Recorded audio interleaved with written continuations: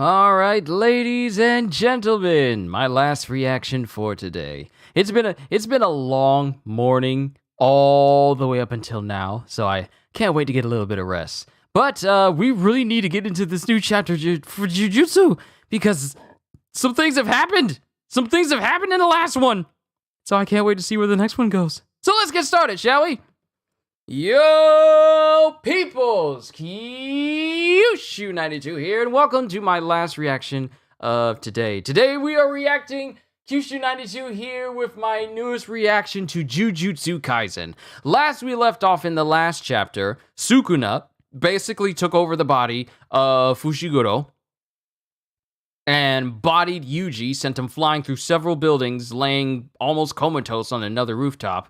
Maki and Kamo sensed the disturbance, and Sukuna started using some of Fushiguro's Shikigami, but was then interrupted by Hana Kurusu using her power and pretty much inflicting the first bit of pain on Sukuna that we've ever seen in the series. And while she's distracted from Sukuna trying to pose as Megumi, Sukuna appears like he's preparing to chomp down on Hanakurusu, which would be bad for the rest of us, simply because if Hanakurusu dies with her power to undo and unmake curse techniques, it's going to be almost impossible to get Satoru Gojo outside of the prison realm. So let's go ahead and read today's chapter, Chapter 214, Fearsome Womb, Part 6. And it continues. Wow, he actually bites down. It shows him biting down on Hanakurusu and taking off not only one of her wings, but also her entire arm as well, going, "Foolish human." And it shows Hana just laying off on the side as he throws her body into a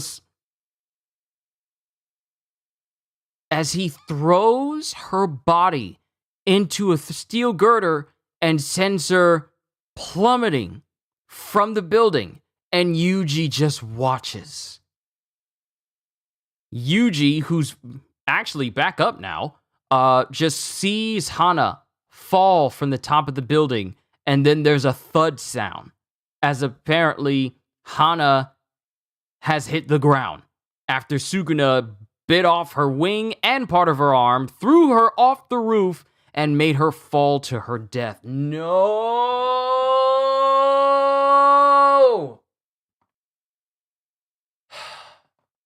So the worst possible scenario has happened. She was their main hope for getting Gojo out of the prison realm, and Sukuna just took her out.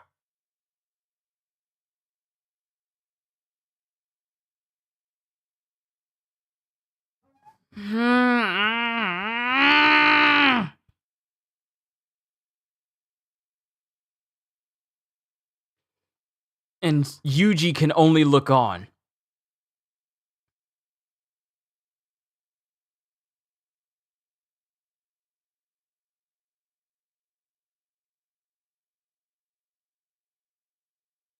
And wait a minute, hold up. Yuji is on the ground. Yuji's on the ground, though. And Sukuna's standing there in Megumi's body, and he's standing there with his hands in his pockets. And then it shows a sound off to the side, and it shows Yuji, who is on the rooftop where apparently Sukuna threw him, and he's looking at Sukuna. And Sukuna looks at him going, "You're still here." And then Yuji crouches down, and he launches. This is something I would see Sukuna doing in Yuji's body. He crouches down in the spot where Sukuna threw him, and then launches off the roof with so much force that he pretty much destroys the entire roof. And this surprises Sukuna as they grab each other by the neck. Sukuna! And then they land They land on the ground, and Sukuna's upright, and he's just wondering, what is this strength? And as he says this, a piece of building is directly in his face as he's thinking this thought, and he gets slammed by it. Because apparently Yuji just kicked this. What is this strength that Yuji has? This is strength I would see from Sukuna. When Sukuna's controlling his body, but Yuji's got this strength. And he threw this at Sukuna. He threw this giant piece of rubble at Sukuna, and Sukuna's, pressed up against it, and Yuji is running with such force, he's leaving foot imprints in the ground. And then he grabs onto a pole as he's running past it, and he rips the pole out of its concrete foundation. And he's right behind Sukuna. He's right behind Sukuna. And he prepares to hit Sukuna, and Sukuna goes, I get it. The boy is from that time. And then Yuji just uses this pole to slam Sukuna into a wall. But Sukuna comes back full force and not only kicks straight through the pole, but also kicks Yuji. Kenjaku does the grossest things. Yo, so he knows what Kenjaku did in order to create Yuji. He knows what Kenjaku did. Kenjaku does the grossest things. So even Sukuna considers Kenjaku inhabiting the body of a woman and then giving birth to Yuji uncalled for. If Sukuna, of all people, is saying like, yeah, that was nasty, how bad are you for Sukuna to look at it like, yeah, that thing you did, disgusting. Kenjaku does the grossest things. You! Why can't you jerks just live a normal life?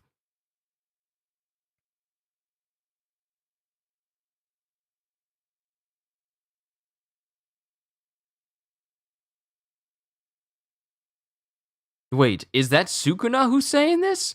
Or is that someone else? The speech bubble was different. Why can't you jerks just live a normal life? Why do you have to spread misery? And then all of a sudden, something comes in and hits Yuji square in the shoulder. Now, either he got hit by another curse user, or he got hit by some soldiers that are still in the city. More than likely thinking of a sniper. But he gets hit directly in the shoulder by something. Well, allow me to ask, why are you so weak? You're weak, yet you cling to life. Continuing on your path means destruction, yet you wish to be happy for as long as possible. I almost forgot. These guys are, and will always be, curses.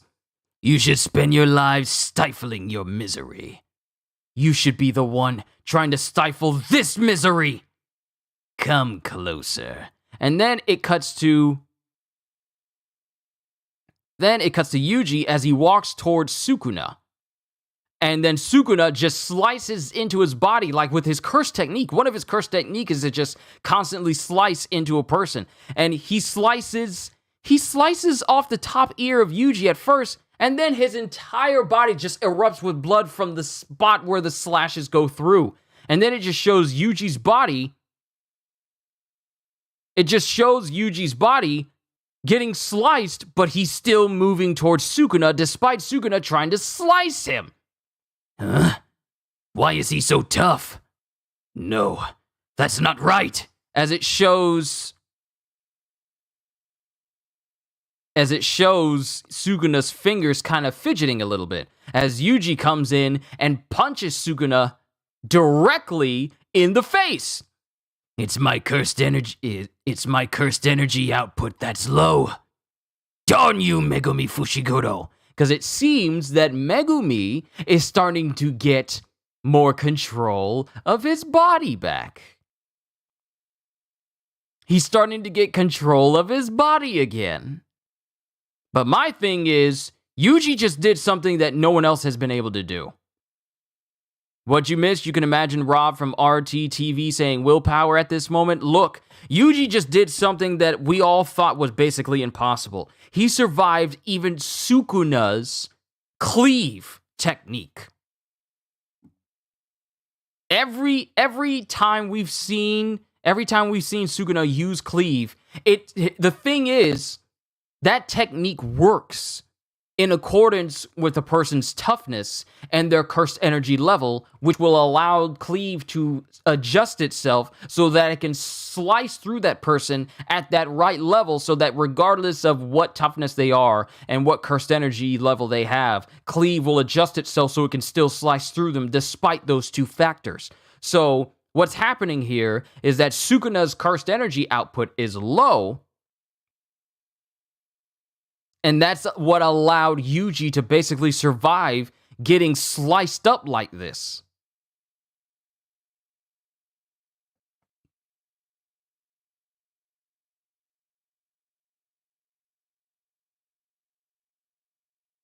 So this is the first time we've seen someone actually withstand and survive Sukuna's curse technique.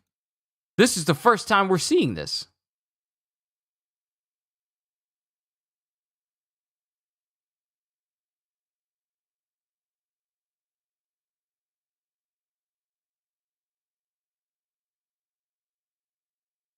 And then we just have a short summary. By faking Megumi's return, Sukuna takes Hanakurusu and her ability to eliminate curse techniques out of the fight. Enraged by Sukuna's unrelenting cruelty, Yuji uses his full power to bring down the curse possessing his friend. Now,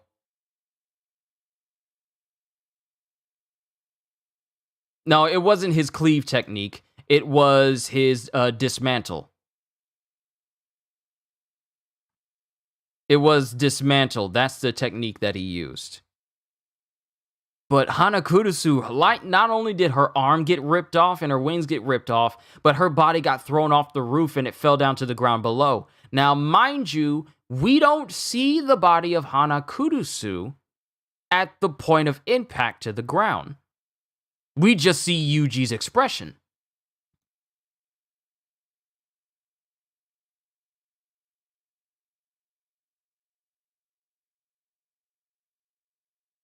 We just see Yuji's expression at seeing this thing happen, but we don't actually see her body. And who knows what type of curse technique she has, at least the curse user that's inhabiting her body. Who knows what type of technique she has that would allow her to possibly survive this, because there's no way we just lost the one key way for Gojo to get out of the prison realm. There's no way. There's absolutely no way. But we're not going on break, so we're going to have to find out in the next chapter. But the thing about Yuji, this man launched with such strength and ferocity that it even made Sukuna take pause. This dude, they both started clashing, and this man chucks a giant piece of rubble, kicks a giant piece of rubble at Sukuna. And while that piece of rubble is still flying through the air, he's running alongside it, rips an entire street sign out of its foundation with some concrete still attached, and uses it to attack Sukuna. Now, Sukuna still comes back and he tries to retaliate against Yuji. And despite everything,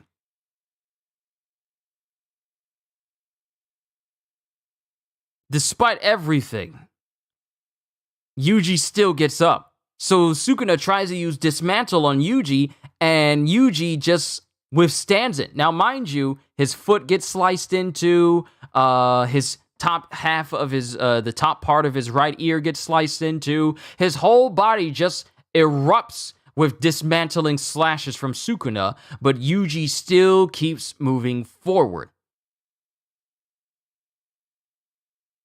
And then we see Yuji punch Sukuna in the face as Sukuna realizes that he doesn't have as much control over his body as he once thought, because Megumi Fushiguro is fighting him on the inside. And that's where the chapter ends. Bruh, y'all need to stop. See, I was so worried. I was just thinking that when this chapter started, I was like, okay, there's going to be a last minute save and someone's going to save Hana so that way she'll be able to free Gojo. Nope. Sukuna just bites into her, rips her apart, and throws her off the roof. Now, I am not going to count Hana Kurusu out of this fight yet. I'm not. I'm not going to count her out of this fight because we don't know the full scope of her capabilities. If she's capable of harming someone of even Sukuna's caliber, then I'm not going to count her out just yet. But, oh man. Yuji, though. What is it about Yuji that makes it so that even if Sukuna's not in his body, he displays strength and power almost as if Sukuna was controlling him? That's the thing. That's Yuji's natural body that's doing all this destruction. When he launched towards Sukuna, he was in front of Sukuna in an instant before even Sukuna could react. And he destroyed the roof he jumped off of. That amount of force he outputted destroyed the roof. What is Yuji? What did Kenjaku do? We really need Yuta? Yeah, we haven't seen Yuta in a hot minute. But I feel we may not need Yuta because Sukuna understands right now his cursed energy output level is not where it should be because Megumi is fighting for control and it's throwing Sukuna's abilities out of whack. There's so many things to think about. And the fact that we're not going on break from this, like, I really do hope Hana's okay. But we're just, I got nothing else to say about this chapter. It's just someone is squaring off against Sukuna on a level that is making him surprised. So that's something. That's something. And it's just pure strength. This isn't a curse technique or anything. This is just pure power. This is just straight up power from Yuta. I mean, straight up power from Yuji. Sorry, I saw Yuta in the comments of Goddess-san. I meant to say Yuji. This is just straight power from Yuji. Do you think Megumi can get Sukuna under his control? It's possible. I want to say it's possible because because Sukuna does curse Megumi, saying like, darn you, Fushiguro. Because it feels like Megumi's doing something on the inside in order to get control of his body back. He's either disrupting, maybe Megumi on the inside is disrupting the cursed energy flow of his own body to make sure that Sukuna isn't capable of accessing his fullest extent. I don't know. I'm just spitballing ideas here. It can be in any number of things concerning what is going on.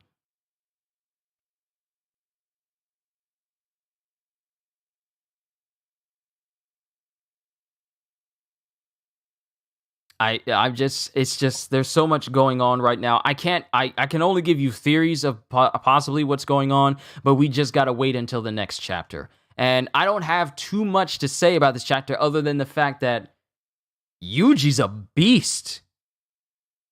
Yuji has always been a beast, but his time being at Jujutsu High, training with Gojo and training with literally everyone else, has refined that hidden strength that he's always had. Like, this dude has always had monster strength. Hold on. Let me go. Where is it? Yuji Itadori. Let me go down to his abilities and power. Okay. So, Yuji is quite powerful even without the usage of cursed energy, as he can destroy walls with ease, throw a lead ball with enough force to bend a soccer goalpost, and has also been able to throw a car.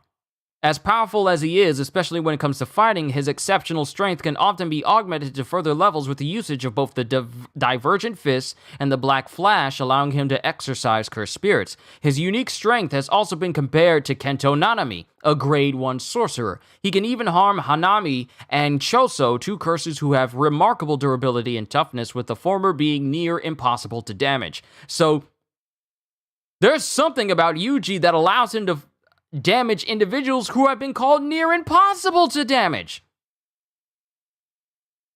Yuji is shown to have great speed and can finish a 50-meter track within 3 seconds, implying he can run at speeds of 3 37 miles an hour. He's been shown to dodge the attacks of all 5 opposing sorcerers from the students from Kyoto School who tried to murder him. He has been shown to be fast enough to evade Choso's piercing blood, which travels at the speed of sound, proving he has superb reflexes. This man has speed of sound reflexes. But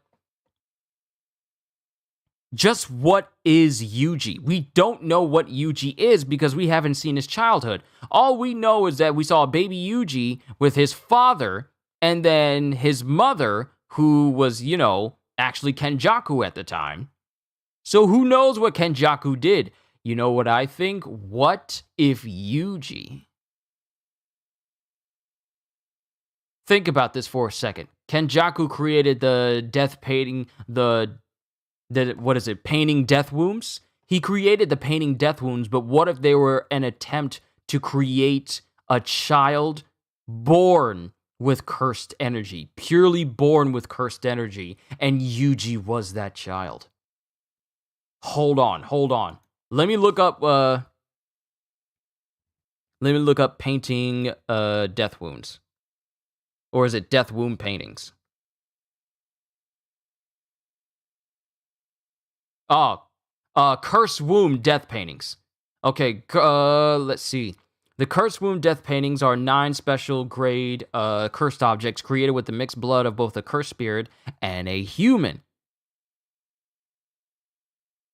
While still existing as cursed objects, the death painting wounds appear as small human-like fetuses that cannot act independently. By implanting them into a human vessel, a death painting wound can incarnate into a full half-human, half-cursed spirit capable of using jujutsu. The vessel can be anyone, even a human with 0 innate talent or the potential to become a sorcerer. Fully incarnated death painting wounds are considered on the level of a special grade cursed spirit. Due to their flesh and blood bodies, these beings can be seen by normal humans, and even sorcerers can have trouble telling whether they are cursed spirits or cursed users. Unlike cursed spirits, their bodies do not disappear after death. Death paintings 1 through 3, Eso, Choso, and Kechizu, can use blood-related jujutsu. Choso can even use the prize-inherited technique of the Kamo family due to their relationship with the evil Kamo ancestor.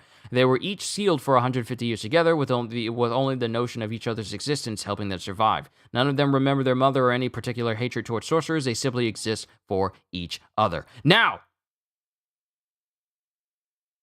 according to Jujutsu Kaisen official fanbook, the Death Painting brothers got their common sense from the brains of humans they were incarnated in. Sukuna also got his from Itadori. The more resistance a vessel has against a cursed object, the less the vessel's appearance will alter. But in the case of the Death Paintings, they were always fetuses, so their vessel changes are arbitrary. Akari Nita arranged for the Jujutsu High disposal group to handle Eso and Kechizu bodies. The initial creative process for the Death Paintings is that Gege liked sibling relationship, so they decided to write them as such. But my thing is, what if Yuji is an attempt to create a child through cursed energy?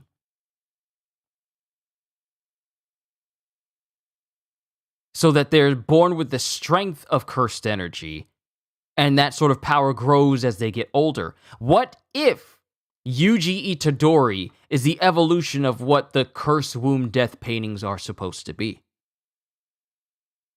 Because think about it. Why would Kenjaku be in the body of a woman and then give birth to Yuji? You can't tell me that some things didn't get transferred over to Yuji when he was born. You can't tell me that the power and curse energy of pretty much the big bad of this entire story didn't get passed on into Yuji in some way. I'm just thinking. I'm just spitballing here. But I'll have to spitball a little later on. You guys let me know what you thought of this chapter as a whole, but it just brings up so many questions as to what exactly is Yuji for him to be displaying this amount of strength. And he's not even using cursed energy to do all this stuff. This is just natural. So we're just going to have to find out later. Good Lord.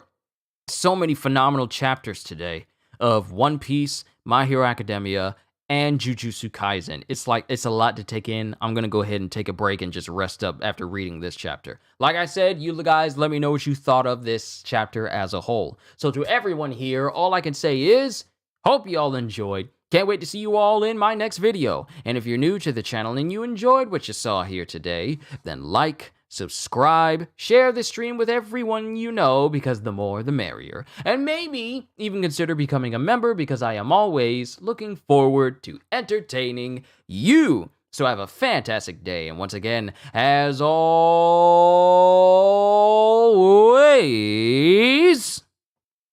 later, peoples. Yeah, I agree with you, Gajil. This was a 10 out of 10 chapter. Seeing Yuji square up against Sukuna like that and still be alive, it's amazing!